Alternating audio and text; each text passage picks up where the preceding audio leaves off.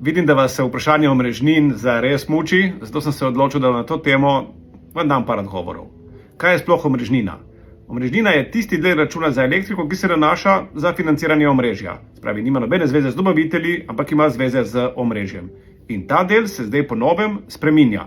Spreminja se na videz zelo dobrim namenom, da bi ljudi stimuliralo in motiviralo, da bi porabljali električno energijo takrat, ko je največ in takrat, ko je omrežje najmanj obremenjeno. Kar pomeni, takrat, ko nihče ne uporablja omrežja, dajte ga uporabljati vi in boste zato nagrajeni z nižjimi stroški.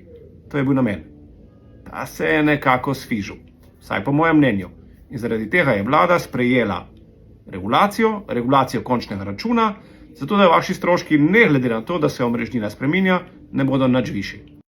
Bomo pa dosegli še nekaj, da boste celo zimo lahko spremljali, kako pa bi vplival ta nov režim, ne samo na vas, ampak na vse, tudi na gospodarstvo.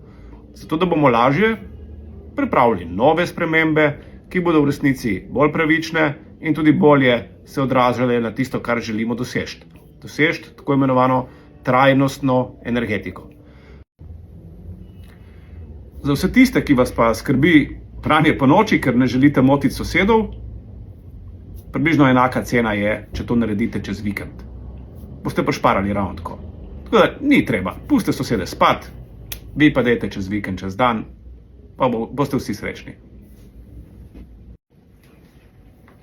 Ja, žal je res tako. Tudi jaz se čudim, kako je možno, da so na agenciji uporabljali metodologijo, ki ne na pravi način zajame teh najbolj modernih tehnologij, kot so toplote črpalke, in v resnici kaznuje tiste, ki poskušajo največ prispevati k trajnostnemu načinu življenja. Jaz upam, da bojo to spremenili.